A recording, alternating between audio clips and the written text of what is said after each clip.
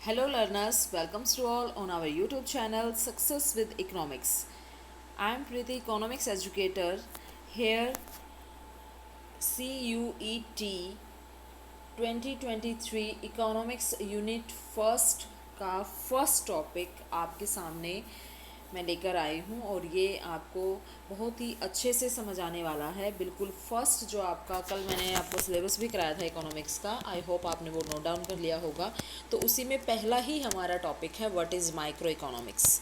तो उसके basic concept क्या हैं, कौन कौन से उसके स्कोप हैं, ये हम इसमें स्टडी करते हैं। तो what is micro economics? Micro economics is the social science that studies the implication. ये देखिए, what is micro economics? Implication of incentive and decision, specifically about how those affect the utilization and distribution of resources. मैंने हिंदी में भी आपको यहाँ बताया है, bilingual method ही हमारा रहेगा इसमें। सूक्ष्म अर्थशास्त्र सामाजिक विज्ञान है, ये एक सोशल साइंस है माइक्रो इकोनॉमिक्स, जो प्रोत्साहन और निर्णयों के निहितार्थ का अध्ययन करता है कि जो भी हमारे इंसेंटिव है, जो भी डिसीजन है, उनके बारे में हम स्टडी करते हैं। मेनली कि संसाधनों का उपयोग और वितरण कैसे प्रभावित हो। माइक्रो इकोनॉमिक्स दिखाता है कि कौन कौन सी वस्तुओं का कैसे कैसे अलग अलग प्राइस है, कैसे व्यक्ति और व्यवसाय कुशल उत्पादन और वितरण विनिमय से संचालन और लाभ उठाते हैं, कैसे वो एक दूसरे के साथ अच्छे कोऑर्डिनेशन के काम करते हैं।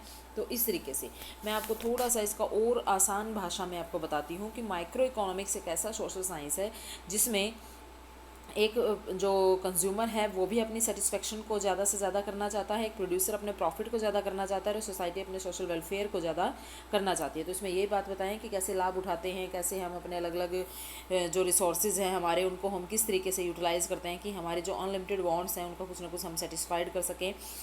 ये आपने इंट्रोडक्शन में लिखना है। वैसे आपको मैं थोड़ा सा और बता देती हूँ कि जो फाउंडर ऑफ इकोनॉमिक्स हैं वो कौटिल्य, ठीक है, and father of modern economics Adam Smith. Father of modern economics के जो फादर हैं मॉडर्न इकोनॉमिक्स वो एडम स्मिथ। एडम स्मिथ की बुक आई थी 1776 में, an inquiry into the nature and causes of wealth of nation. तो इसको हम वेल्थ ऑफ नेशन भी कंसिडर करते हैं। 1776 में आई थी ये। उसके बाद अब ये थोड़ा सा और हम इसको अच्छे से क्लियर करेंगे। ये देखिए, अगर मैं आपको कह दूं basic concept of microeconomics, हम इसमें क्या पढ़ेंगे? Basic concept. The study of microeconomics involve several key concept including first is incentive and behaviors, how people react to the situation with which they are conformed. Utility theory, consumer will choose to purchase and consume a combination of good that maximize their utility. अभी मैंने बताया कि utility theory हम इसमें पढ़ेंगे और इसमें हम ये देखते हैं कि कंज्यूमर कैसे अपनी इनकम की दी हुई और मार्केट प्राइस पर वो किस तरीके से अलग अलग गुड्स एंड सर्विसेज को खरीदता है ताकि उसकी से जो सेटिस्फेक्शन है वो ज़्यादा से ज़्यादा हो। प्रोडक्शन थ्योरी में क्या होगा, एक प्रोड्यूसर किस तरीके से इनपुट को आउटपुट में चेंज करता है कि उसको ज़्यादा से ज़्यादा मैक्सिमाइज देयर प्रॉफिट, कि वो अपना प्रॉफिट ज़्यादा कर सके। एंड प्राइस थ्योरी को ही हम माइक्रो इकोनॉमिक्स का दूसरा नाम प्राइस थ्योरी है। आपका 1 मार्क्स में क्वेश्चन ये भी आ सकता है कि माइक्रो इकोनॉमिक्स का दूसरा नाम प्राइस थ्योरी है।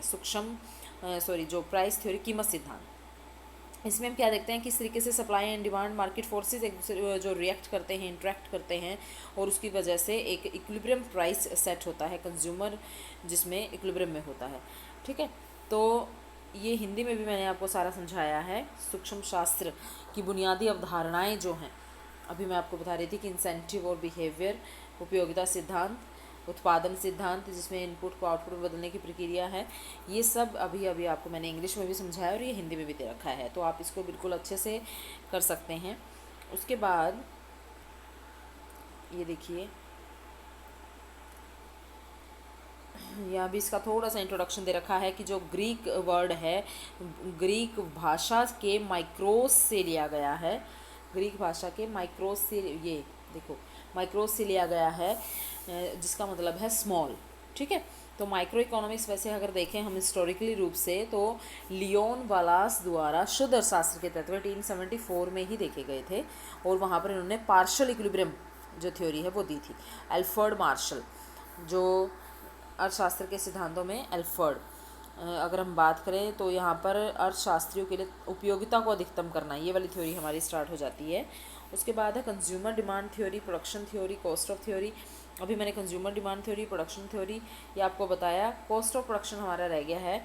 जो कॉस्ट ऑफ प्रोडक्शन है वहाँ पर क्या आएगा कि जो there are 4 factor of production है, लैंड, लेबर, कैपिटल, एंटरप्रेन्योर, ये इनके बदले में हम कुछ ना कुछ इनको फैक्टर पेमेंट देते हैं, तो वही आपकी क्या है, कॉस्ट ऑफ प्रोडक्शन थ्योरी है।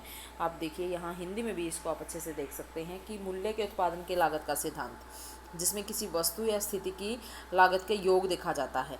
भूमि, पूंजी सहित बहुत तरह के अलग अलग कराधान शामिल होते हैं। ठीक है, उसके बाद है फिक्स्ड एंड वेरिएबल कॉस्ट, ये भी हम माइक्रो इकोनॉमिक्स और इसमें पढ़ते हैं। रिवेन्यू की थ्योरी भी हम इसमें पढ़ते हैं। मार्केट स्ट्रक्चर हम सारा इसमें पढ़ते हैं। तो कल सेंट्रल प्रॉब्लम को हम अगले वीडियो में डिस्कस करेंगे।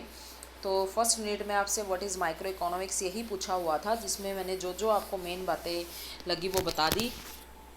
एक ये प्रोडक्शन थ्योरी में हम फिर उसके बाद कॉस्ट थ्योरी भी हम देखते हैं, जिसमें फिक्स कॉस्ट, वेरिएबल कॉस्ट, ये अलग अलग कॉस्ट होती हैं।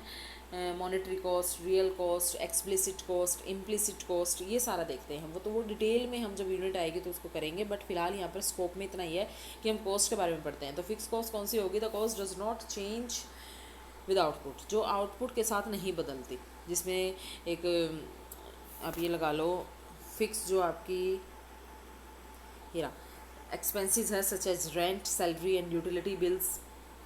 उसके बाद वेरिएबल कॉस्ट कौन सी होती है? जो आउटपुट के बदलने के साथ बदलती है, जैसे रॉ मटेरियल है या डिलीवरी कॉस्ट है, प्रोडक्शन सप्लाईज है, इनके बदलने के साथ साथ वेरिएबल कॉस्ट भी बदल जाती है। जीरो प्रोडक्शन होगा तो ये जीरो होती है, लेकिन जैसे जैसे प्रोडक्शन बढ़ता है तो वेरिएबल कॉस्ट भी बढ़ती चली जाती है। ठीक है, तो निश्चित और परिवर्तनशील, ये हिंदी और इंग्लिश मैंने आपको दोनों में बता दी है।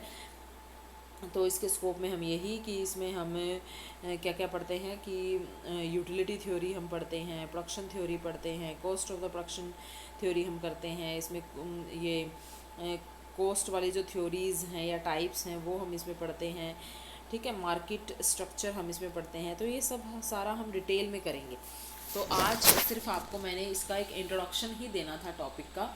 ये हमारा फर्स्ट टॉपिक है। कल हम सेंट्रल प्रॉब्लम इसके थ्रू पढ़ेंगे, माइक्रो इकोनॉमिक्स के through, what to produce and how to produce and for whom to produce. इनको बहुत अच्छे से हमने डिटेल में करना है। तो ये सारा का सारा जो भी मैंने आपको क्रक्स आज समझाया है, आप प्लीज़ इसको नोट डाउन कर लीजिए। आई होप आपको ये वीडियो बहुत पसंद आई है। Please like and share this video. Thank you very much.